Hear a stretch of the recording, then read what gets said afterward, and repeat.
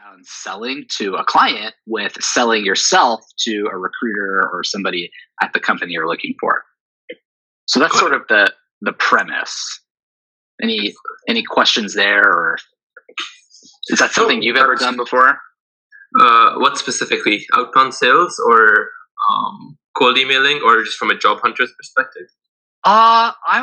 If you've done any outbound sales, that would be interesting to hear your experience with. But I think more specifically, like instead of just applying or submitting your resume, have you in the last couple of weeks or in previous job hunts, have you ever really thought about finding somebody at the company specifically and then reaching out to them to learn more or kind of elevate yourself as a candidate? Got it. So I think I can kind of give you like a chronological timeline of what I've done in the past and the approach that I've taken. So if you've gone through my LinkedIn, you'll notice that about 2 years ago, I pivoted from education and tried to enter tech. So I was, teacher, then did my education services startup, and then, tried to pivot completely and was able to land a role at Airbnb. So in terms of sourcing that role, I think that was definitely a lot more challenging than the job search has been this time around. Largely because I didn't have any prior experience. I didn't have any it's really hard to sell yourself to a potential prospective employer and say like, hey, I'm a teacher, but I also have these other skills which could benefit your team. So in terms of standing out there, what I would really try to do is find the hiring manager or somebody relevant in the team. And the second thing that I always tried to augment it with was preemptively address any concerns that they might have had by showcasing my work in the form of an extensive cover letter, which extended beyond just like your standard 4-paragraph cover letter, and actually had like a 60-day plan for like, hey, if I join this role, what are the things that I'm going to do, which will and just because I couldn't necessarily convince them on my skills, but what I could sell them on was my thinking. So that was kind of an emphasis of my outreach, was like, hey, send out something that's really thoughtful, that breaks down like, hey, if you take me in on this role, this is what I've researched, this is what I know about your program, this is what I know about your team, and here are some of the ways in which I can add value, and here are some of the specific steps I would take to actually add value to your team. Despite that, it's hard because there's a trade-off between standing out and then overwhelming a busy individual with too much information, such that they don't even bother reviewing it because it's like a 3-page document. So I tested different things like presentations versus text write-ups, and that's kind of how I landed the role at Airbnb. Like a lot of networking, finding out who the hiring manager was, going to them and saying like, hey, if you take me on, this is how I will execute, and these are some of the things that I'll be able to do. Cool. So it sounds like this is something that's, generally speaking, a familiar sort of like process, or you're used to going, taking control of your job search and going a bit above and beyond just applying and sort of crossing your fingers. Yes, and I think there were growing pains and learning. Like initially, I was like, okay, I'm just gonna I have a decent university, high GPA. Maybe that'll be enough. Like, let me just spam apply my resume on relevant jobs, and even if it's like an associate level, beginner level job, that's fine. Because maybe I'll stand out. And I realized that as you noted, doing that isn't enough. And I was getting maybe out of 70 applications, I got 2 responses, and they were both sales roles. And even then, I feel like I don't want to say the barrier to entry is low for sales, but sales is usually like, there's most companies have very holistic, robust training programs for any new hires that they make. So past experience is somewhat less relevant or less necessary for an associate or entry-level salesperson. And I realized that, this is not working out. I need to do something different. So I kind of fine-tuned my approach by focusing on roles that I was excited at, roles that I genuinely was confident I could do well in. Because if I'm not confident in my ability to excel in a role, then That's Yeah. going to translate in any phone conversation, any interview. So I was really thoughtful about going to the job description and taking detailed notes on like, okay, they want this. Do I have the skill? Can I execute on it? How would I execute on it specifically? And if I didn't have that skill, is there a way I can kind of bridge the gap and demonstrate in my outreach that, hey, I don't have past experience, but here's how I can kind of make up for it, and here's how I can kind of land quickly on the job. Got it. Mm-hmm. So that was round one. I think round two, the most recent round, has been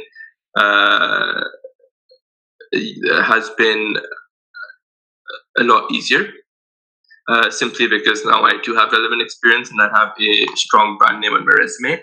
But even then, it's such a that's kind of offset by the fact the current market is so competitive. Like there's thousands of ex-Airbnb, ex-Lyft, ex-Uber, name it, right? Applicants out there. So the one thing I have now that I didn't have previously was a network. So I've kind of been leaning pretty heavily on finding who knows who in those companies and trying to get as close to the hiring team as possible and leveraging whatever contacts I have who are willing to help. That's a great segue into maybe diving into some more of like the practicality or like the tactical takeaways that I was thinking I could try to help with. You brought up two like really interesting things there. One is, when you've reached out in the past trying to highlight the skills that they're asking for that you have and just getting ahead of that, or how you would bridge the gap. So that's really smart. And then let's actually, can you walk me through what you were just talking about on how recently you've been leaning into your network a bit more, and maybe some of the ways you're using things like your LinkedIn network or just your more informal network to A, like research what's out there, and then B, try to map out who you should be contacting? Sure. So I've been pretty shameless in that anybody who I have to report with, I've told them like, hey, I'm looking for a job. If you hear anything, let me know. So there's been a couple of leads that have been inbound in the sense that somebody will either send me a job link or they'll be like, they know somebody closely who's hiring and they're like, hey, we know a candidate who would be a good fit. So let me just make an intro. But that's been like a small percentage. I want to say like, 10, 15% of the leads that I have. Everything else has been, setting alerts on LinkedIn for companies I'm interested in, browsing different keywords. Again, I'm pretty open to change in terms of my background is in growth marketing, but there's other roles that I believe I can excel in. So, proactively keeping a spreadsheet of jobs that I'm interested in. As soon as I find a link, I'll save it there, and then making it a habit to go through at least 10 of them or 5 of them a day, going to the company, seeing who the people at the company are, filtering by first and second connections, and then reaching out to 2 or 3 people who have that mutual connection, saying like, hey, do you know this person? Do you know them personally? Are you comfortable making an introduction? And then in terms of the people I'm reaching out to, I usually try and focus on people who at a minimum will be in the same function, like if it's a marketing function or a strategy and ops function at that team, because they'll either be a part of the hiring team or they'll have worked closely with other individuals who are a part of the hiring team. And then, it's maybe 33% of the people who actually know the individual well enough. I'm fortunate that the people that I'm leaning on will be willing or are usually willing to kind of expend their social capital to make introductions. Sure. But sometimes they'll be like, hey, we don't know this person well enough. I can just do I can send them a note.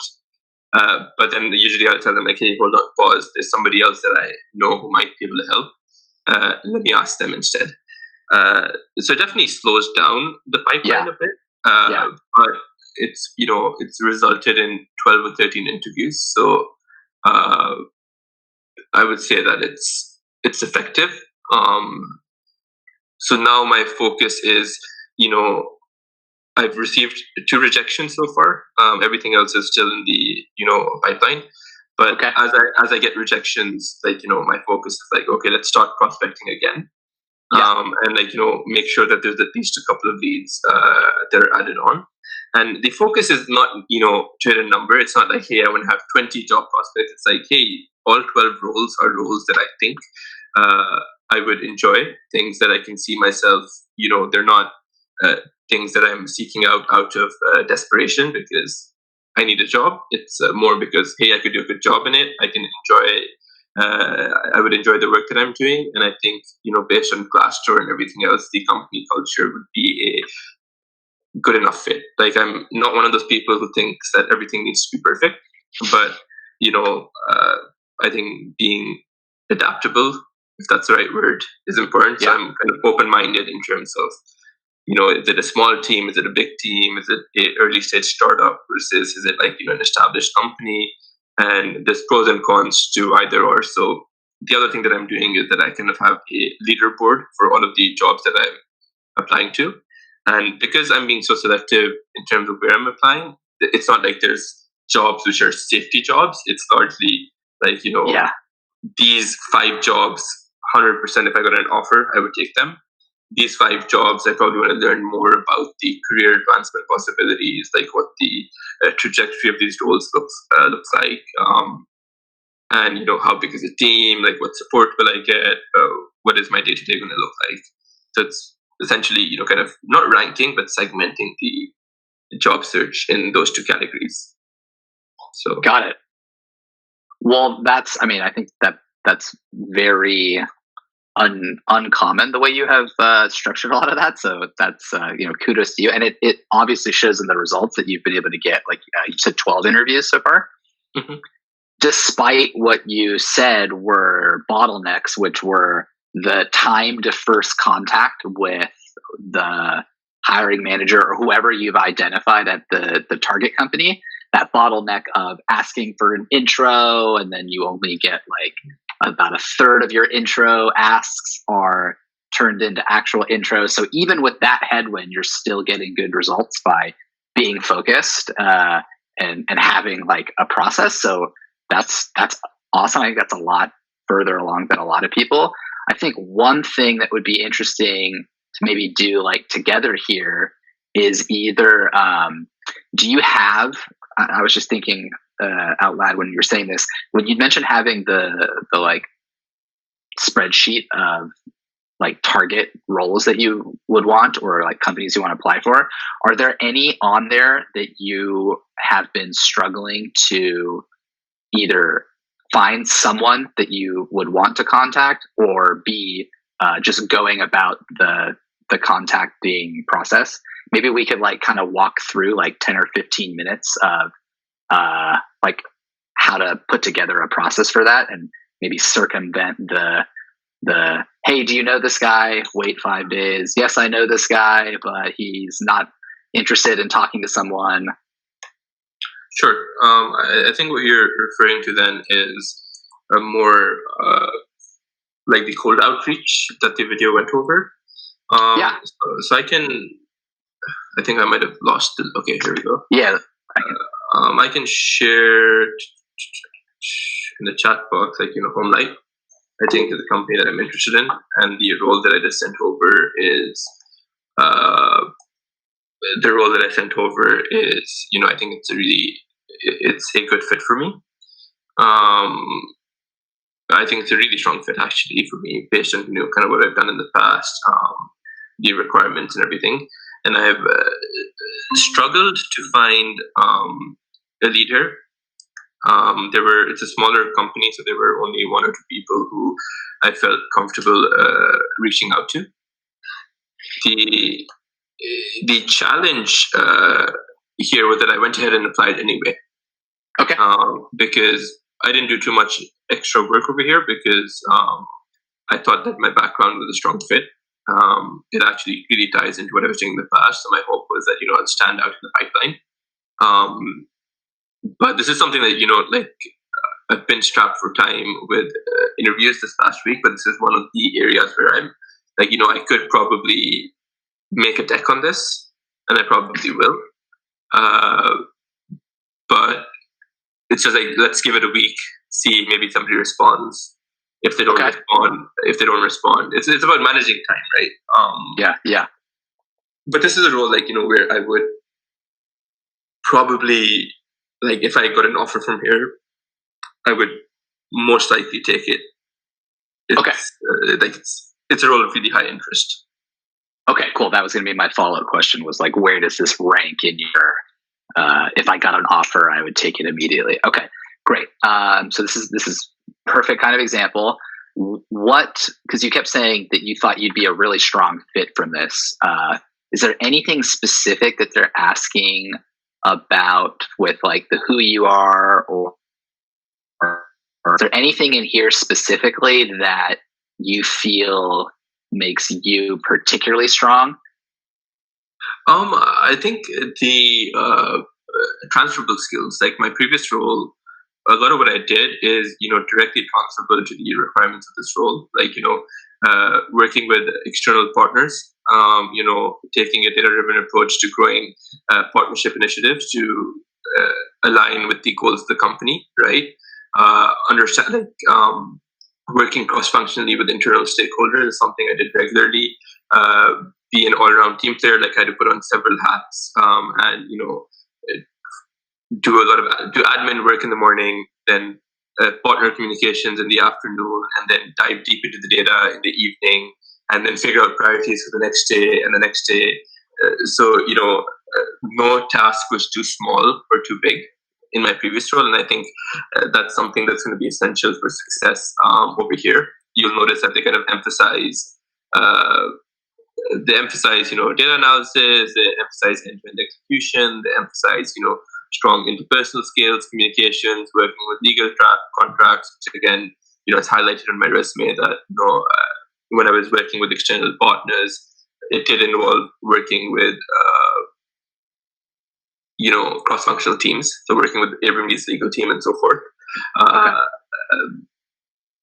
So I guess it's if you were to take my resume and go bullet by bullet, you'd be like, okay, check mark, check mark, check mark, check mark. The only thing that perhaps I don't have is a strong background in real estate. But even then, in my role at Airbnb, we work closely with real estate companies and partnered with them. Sure. So yeah, I think they would be able to trust that your previous experience is very relevant in terms of broad understanding that whatever you might perceive as like a lack of real estate knowledge would be teachable. I think you answered in a way that I think is really typical and not necessarily wrong in any case, but I think the sort of unlock that that I'm trying to pass on, or that I think could be really helpful for a lot of people in the outreach, or the like setting yourself up to be viewed as a really desirable candidate and not as a qualified candidate, is being able to pick in their language specifically the one or two things that you want to lead with, right? So obviously you're going to, like you said, you've already applied and you've given your resume and you put a lot of thought into the wording and the highlights in your resume that highlight what you've done and that make you a good applicant. But if you only had, say, 100 words, right? Or if you were going to try to pick somebody and get them curious in you, which is really the sort of like main end goal or like outcome that we want from this, is to get somebody in the organization to sort of be your champion or to give you a reference. Is sort of the way I've seen this work the best. And you mentioned a couple of things here, like you'd mentioned how you've worked cross-functionally, and I think you've picked on a couple of different product or organizations within the company that you've worked well with. You mentioned your outstanding interpersonal communication skills. So if nothing else, you have sort of like two things that you can specifically highlight from the words that the company used to sort of ask of candidates to use to qualify themselves. So I would take this and I would sort of have that in like my back pocket and leave this open. Mm-hmm. And then let's go to let's see. I guess I'll just open up Home Light. Yeah, and Steve, if you don't mind, I can just jump in. I'm actually here in the background. Yeah. This is heighten. But another thing is, obviously, a lot of what we're talking about today is reaching out to someone at the company and not necessarily putting your resume into like a bucket of applications. But if you are going to submit your resume and cover letter, and even if you do get an in with somebody at the company, be aware of how their applicant tracking systems and other kind of vetting tools work, because a lot of times they'll look for those keywords that are in their job post that Steven's mentioning, and you can just simply get disqualified just off of that filter by itself. That's a really good point, and that maybe make a note. This could be something worth like highlighting in other talks, is giving maybe candidates a more like job seekers. No, before I started working with recruiters or like selling recruiting software, I never really even, I mean, I guess at Square a little bit, we used like JobVite and some things that tied into the ATS, but most people never actually see the way that they like their candidate profile looks. And you hit a really important point there, which is oftentimes it's very algorithmic in that if a recruiter is going to get, say, 100, 200 applicants for one role, the first thing they try to do is use keywords to filter out this signal from the noise. And you can totally get overlooked if you don't trigger enough keywords, basically, which is completely unfair. And it doesn't mean that you're not even qualified, let alone more qualified. It just means like that's sort of the filter that they're applying in that process.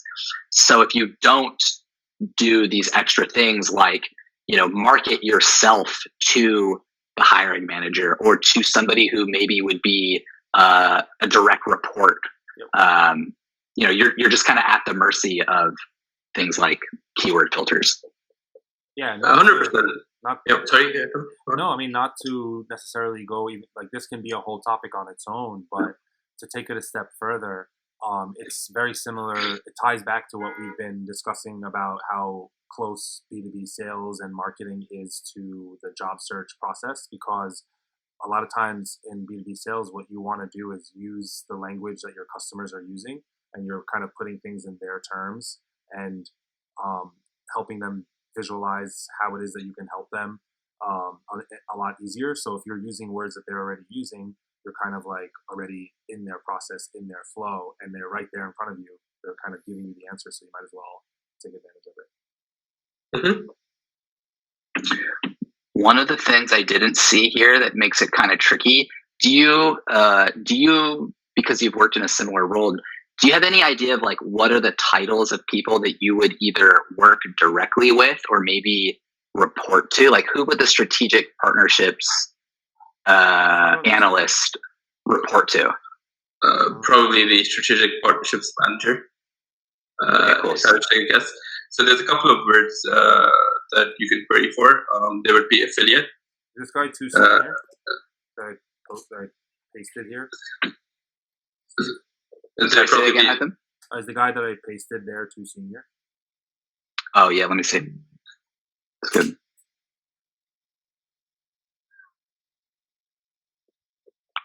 Yeah, what do you think? Right, this is one of the yep. Okay, perfect. All right. What's the company size again?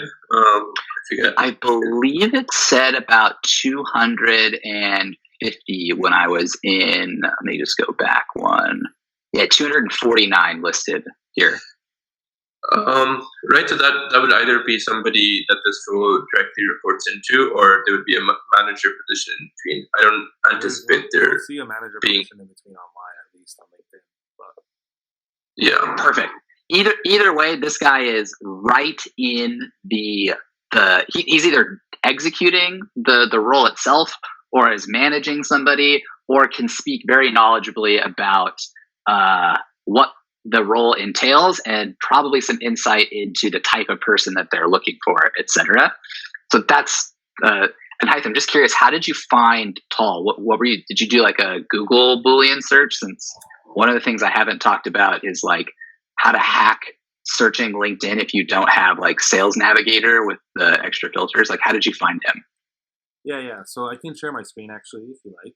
Yeah. I did it here on the live video, but I'll do it again for Asim and for the recording. Yeah, I did actually find Tal. I think there might be an invite pending. Okay.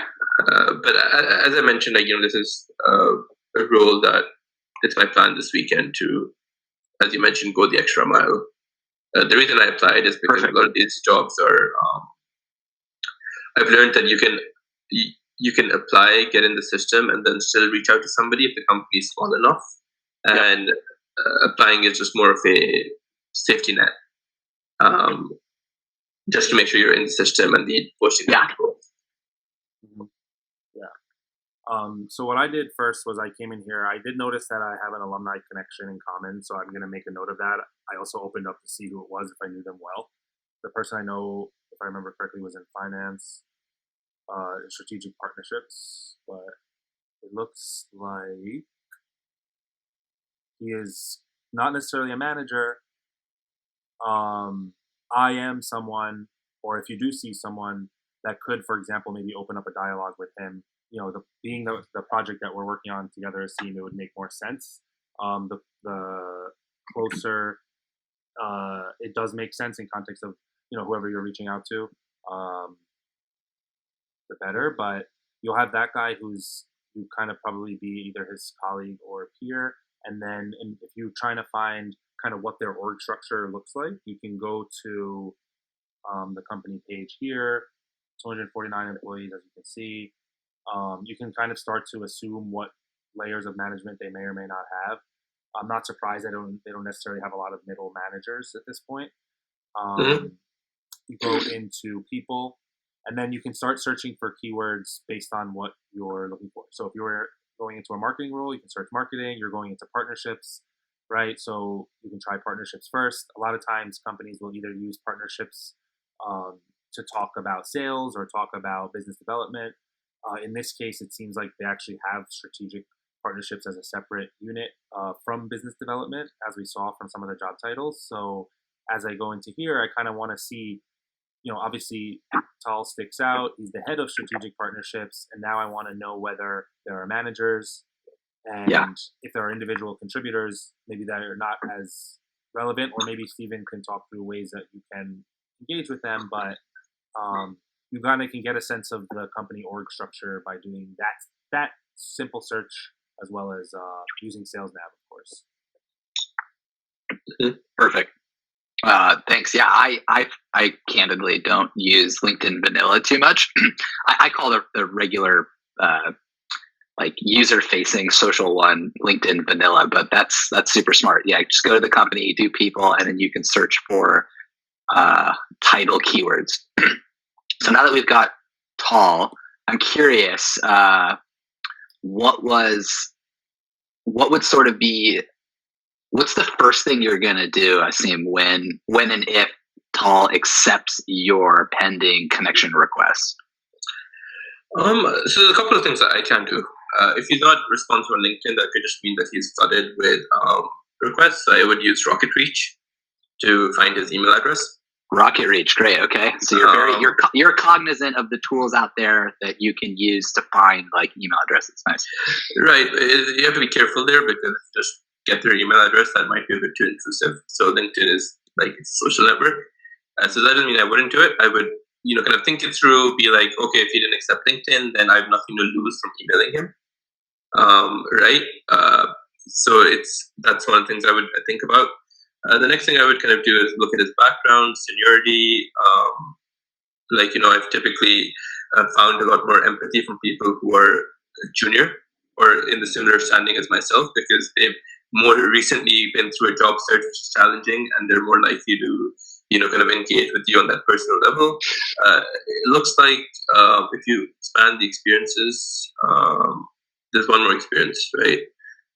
So it looks like at least 20 years in a professional capacity,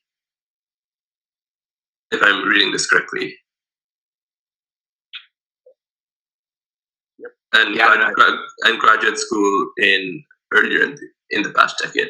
I mean, the Israeli Defense Force is probably really tough work, but I'm not sure. I'm not sure how professional it is in some regards. I think you're on the right track here. I think one of the things I want to challenge that you brought up is, personally, I think you kind of answered one of the things I was going to ask pointedly as a question. Is you said he might be really busy in his LinkedIn, right? Or he doesn't check it very much, or there might be a whole slew of reasons why the connection requests might take a long time or might not happen. But look at the activity. If he's active on LinkedIn, then that's usually an indicator of, like, he posted something 2 days ago.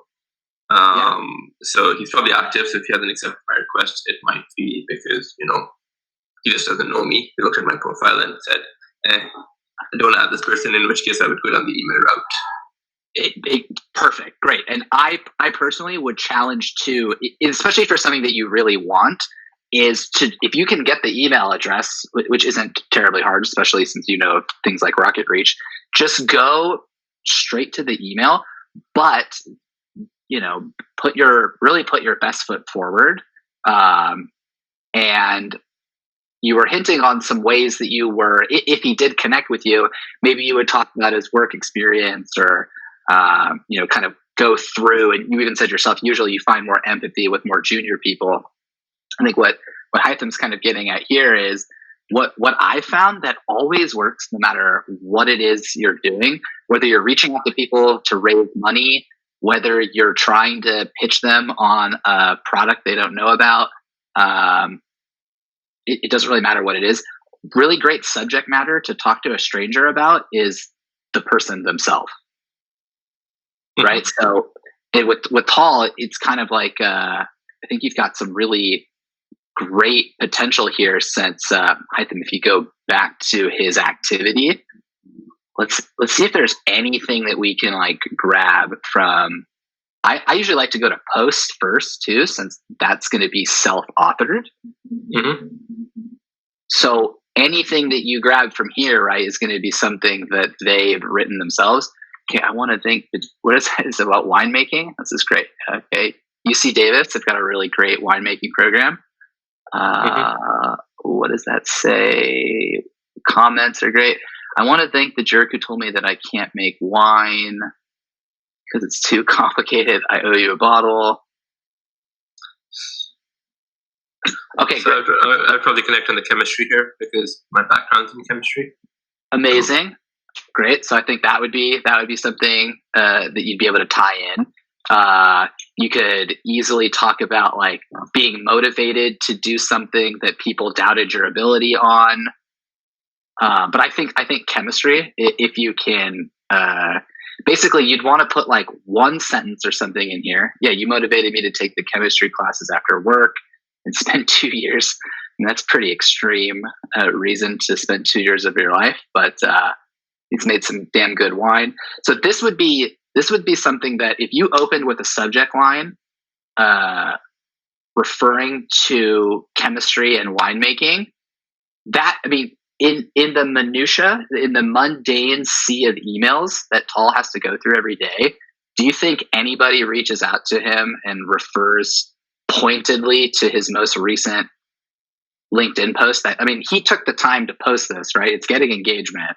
He could have done anything else with his time, but he's sending this as a signal to everyone that this is something that he's proud of or wants to talk about. My point is, use these things we can use these things to our advantage to get people's attention. That's the first thing we need to do, right? Mm-hmm. Agreed. And then from there, the sort of like middle piece of the email, like the question that you would kind of ask them that sort of ties it back to the job itself, is maybe asking him a bit about like, what are the type of cross-functional teams, being in New York, which is where I think you said he's positioned as the head of strategic partnerships is in New York, but the company's HQ is in San Francisco. Looks like based on his experience, he's saying he's posted in San Francisco, because usually I mean, yeah, that's a good point. It could be, I don't know, maybe he's anchoring his personal location in New York for some reason, but he lives in SF. Maybe he lives in New York, but lists the company.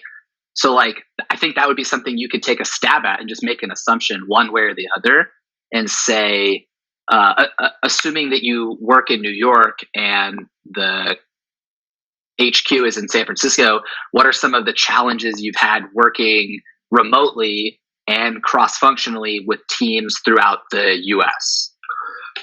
So I think one of my concerns, I agree with you that you want to connect and find a way of identifying with the person and making it easier for them to identify with you. But I think I know that there's been studies that have been done on sales, and there's data that probably backs up this question approach. But one of my concerns would be, like, let's assume this Tal is busy, and then I'm kind of throwing in a couple of questions which are putting the onus on him to muster up a thoughtful reply. Am I heightening the barrier to getting a response by doing that? Like, if I'm asking him, like, hey, what are some of the challenges? Now he has to come up with 3 or 4 sentence response which answers my question. Or so I guess what I'm getting at is, like, is that adding another barrier to him responding? Yeah, I think that's a really valid question, and probably something that a lot of people think of naturally is, like, there's I think there's a perceived delicate balance of what if I upset this person, right? Or what if I'm taking up, why should I, this person they don't know, be deserving of 3 to 4 sentences of their time? Well, I think the sort of mental framework here is, if you can convey, right, if you can get them interested enough to, like, open your email and read through it, they're going to do probably, if they're going to respond to you, they're going to look at who you are, especially if what you should be doing is prefacing that question with, as I'm interested in the senior strategic partnership role, a question I had is, boom, just give them one question. Because what you're doing is you're basically, you're doing what you should do when you get to the interview before you even got the interview, right? You're showing them, I'm so interested in this role that I found you. I read something that you wrote recently about, your winemaking class. And then I'm giving you my ask. I want a little bit of context about something specific to the role that I'm planning to apply to. And if he answers that, like, think about how, yes, I definitely get that there's a risk that he doesn't respond to you, but there's already that risk either way if you send a connection request and he doesn't get back to you, or if you never reach out at all. But if he does come back, you're going to have a dialogue that you can expand on. You're going to have some insight that you can then use. Because once you have this contact, the next thing I would do, if this doesn't directly move to an interview, would be to take that info and then go find the hiring manager and do the same thing to them. But what you would mention is, I spoke with Tal, and his, feedback on cross-functional relationships was this. I think that that's something that I excelled at when I was at Airbnb because of XYZ. I'd love to unpack that on a 15-minute call if you find my resume fits, what we're looking for. I'm going to pause. Does that sound like? I see where you're coming from, and you're saying, like, if you make the barrier slightly higher, and if they end up responding, then that takes the lead from, like, lukewarm to really warm. But I think, at least my thinking is, we can still accomplish a lot of what you're saying. And I'm questioning the trade-off between having that. You can still show that you've investigated the role and you're interested in the role without entering in the question. Like, for instance, you could say, like, I noticed that you're working remotely, or you're based out of New York while the team is based out of San Francisco. It's something I experienced at Airbnb as well, given that our office was in Chicago and the rest of the team sat in SF, or we were headquartered in SF, right? So would love to connect and learn more about the role and share some of the ways in which, that's actually not a good tangent, but I guess my point is the point I'm trying to get across is that you can still communicate that you investigated the role, that you understand some of the pain points that there might be, and highlight why you're able to overcome those pain points without presenting it in a question format. And then you can kind of close out with, I think the role is a great fit, and I have the prerequisite skills and qualifications to excel in it. I'm attaching my resume for your reference. If you and would love to get on the call to discuss further. Yeah. So the ask is like, hey, are you willing to take out time to get on the call? Yeah. And what I found in most cases is that people aren't willing to get on the call, but they'll just be like, sure, I'm gonna pass this on to the hiring manager. Good luck. Which in itself is kind of the end goal, is to get an interview, right? So if the head of my challenge though is being someone who gets politely declined a lot in my professional career. Is I hear that a lot, but like it's very easy for someone, because then what you're asking for, you're giving him an easy out, because now he can say, great, you didn't really ask of anything specific, so I can tell you, sure, I'll pass this along. Whether he does it or not, you don't really know. And right. But the ask wouldn't be like, hey, can you pass it along? The ask would be, are you able to connect over a 15-minute call to discuss the role further? So there's an ask in there.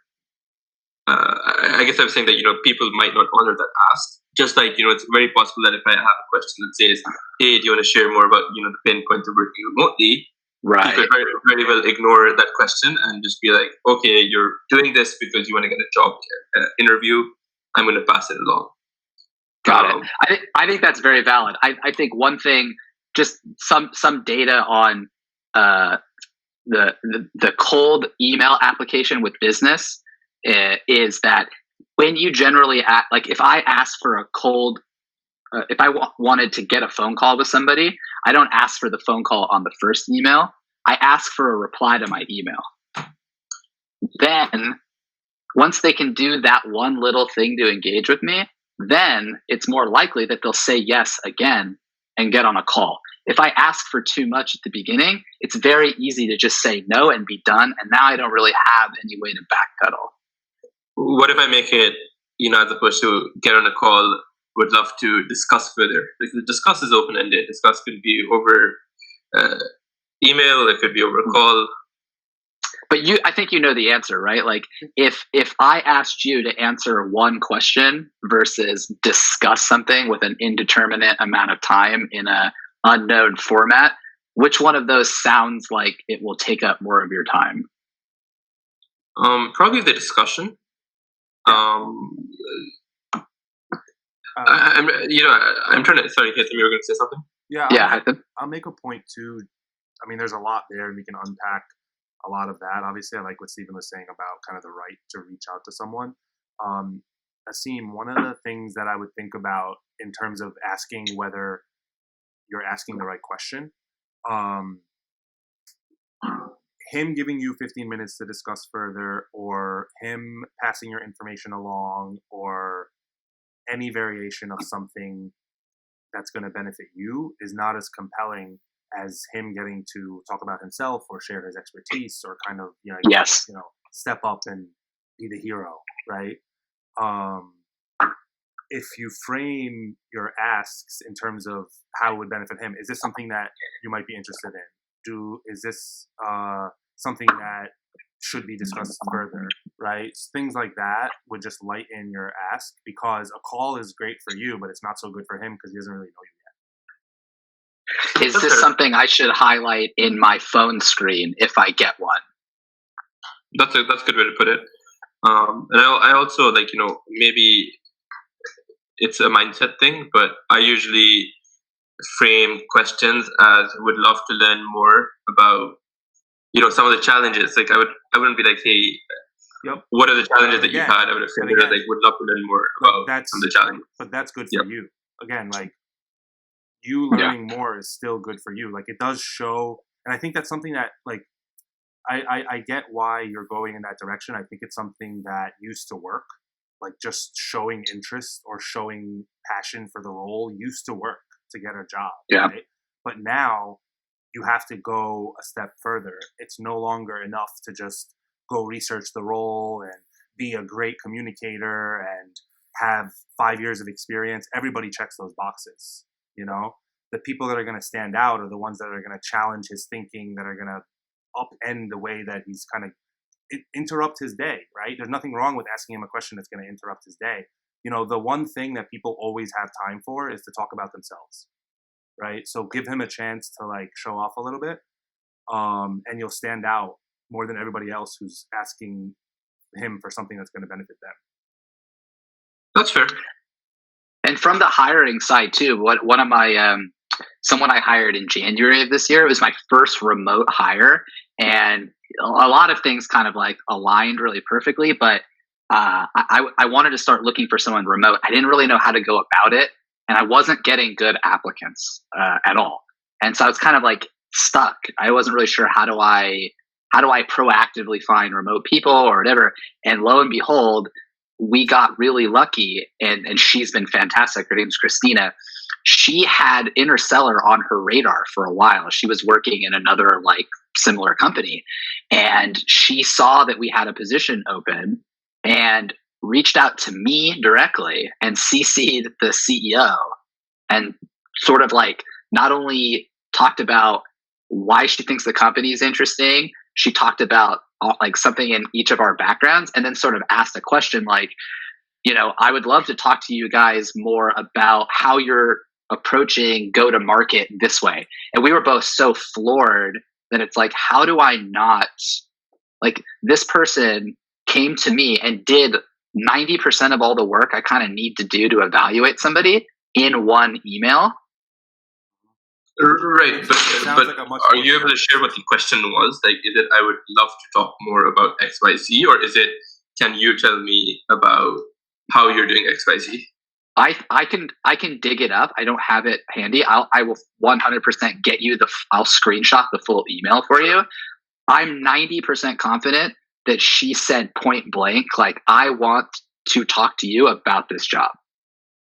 And she was, I think one of the things that people sometimes, and you said it might be a mindset thing, is like the scary part of being convicted to ask for it is like, you're asking a stranger for something, but like you're also asking them after showing them that you're pretty interesting, that you might want to work with them. 100%. No, and I think that, there should be an ask in the email. But if the ask is like, hey, here's why I'm interested, here's why this company is interested, I want to talk to you about it, or I would love to talk to you about it. I feel like we're spending too much time on a very small nuance of the email. It's good to flesh it out, but I'll try it. Like, I'll have an explicit question that says, can you share more about, to Heighten's point, enabling people to speak about themselves? Can you talk about how you're navigating XYZ and try and make it as specific to the role as possible? So it's a valid point. Like, I'm not opposed to it. Actually, I think another important thing to understand, just for context, because we are talking a lot about the first message. One other thing that you can do is obviously change your call to action and progressively ask for more as you go. If you feel like you're getting some engagement, but you're not really getting what you want. So the first email could be, hey, do you find this interesting? The second email could be, is this something that we should discuss further? The third email could be, is there someone I can chat with? The fourth email could be, can we have a 15-minute call, kind of thing, right? So don't assume that one message is going to do it. It takes an average of 5, 6, 7, 8 touches to kind of get someone's attention, especially in today's world. So switch up your calls to action and test. What are your thoughts on having multiple calls to action? Because usually I think people enjoy flexibility. So I'll often be like, hey, we'd love to discuss with you further, or if you're able to connect me with the hiring manager, I would also really appreciate that. Only, in my opinion, and I'm sure Steve has a lot of experience with this, the only emails I've seen that work where there's kind of more than one like choice or a question for them to answer are the ones where you basically list 3 categories and you ask them if they fit into either one of them, right? Are you the right person to, like, I'm looking for one of three things: either the right person to talk to about the role, someone I can show a presentation to, blah blah blah, or someone blah blah blah. Like just three things, and then ask them if they fit into any one. I can show you examples of how we do it, but those are like Yeah. the only types of emails I would say that have more, like quote unquote, more than one call to action. 100%. Yeah, you can give multiple sort of like choices, but they need to make one selection, if that makes sense. That makes sense. Yep. Yeah.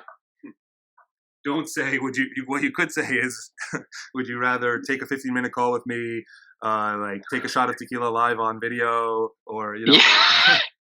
whatever. I have seen that work, believe it or not. Like, Yeah. let's take a shot live on video. Like, you know, stand out. You have nothing to lose. Yeah. I think that's actually a great sort of like closing sentence there, is like, stand out, take a chance standing out however it is. You really don't have anything to lose. And I'm telling you, in my experience being on the other side, I mean, as an applicant, I know this has worked for me because this has kind of been how I've like gotten my foot in jobs that I really didn't deserve or didn't really apply for directly or in an old way. But on the other side, people in the hiring process are dying for people to really come to them and tell them why that they're a great fit. The application's just a formality, like almost legally speaking, so that you're in the applicant tracking system and people know who you are and it's there. But like what really helps is somebody who will go and say, hey, this guy said he applied. I just had a great chat with him on email. He seemed like he really knows what we're doing and has good questions. Has anyone scheduled a phone screen with him yet? Like Right. that's the kind of thing that I think that people that I would love to see more people do. If for no other selfish reason than it would help me hire people faster. That makes a ton of sense. I do have an interview in 2 minutes, Yeah. so I have a hard stop. But I'll leave the floor to. This was really helpful for me, and I think anybody who watches the video is also going to really at least benefit from the insights that both of you have shared. But if there's any closing, I mean, my next step is I'll find that email that Christina wrote cold to us, and I'll send you a screenshot of it. And then if you have any questions about like if you're going to draft something to Tall or want some like hands-on sort of overview, I'm happy to help as little or as much as you'd like. No, 100%. Like I think it's the reason I shared this particular job posting is because it's been on my radar, and I've just like you don't want to stretch yourself too thin and apply to and just send like a not so thoughtful email because you're distracted. So this weekend it's been a good problem. This week's been busy with interviews, but I'm definitely planning on taking time tomorrow or the day after to invest more in this lead and perhaps a couple of other leads that I'm really interested in. Awesome. Well, I'm really glad this was helpful. Thank you. No, 100%. Thank you for your insights. I think it's always good to bounce ideas of other people and not get challenged. I feel like a lot of times when you're talking to friends, they're not going to challenge you too much. They're this is like makes sense. It's reasonable. So it's always good to get challenged because it forces you to kind of inculcate other people's perspective into your thinking. And, that's something that I think is helpful, irrespective of the topic. Awesome. I love it. Yeah. No, that's great. And we're going to look after that email. We'll chop it up. We'll help you send it out. We'll follow up and see the results. If you end up chatting with Tall, this will be a good story to tell. Yep, sure.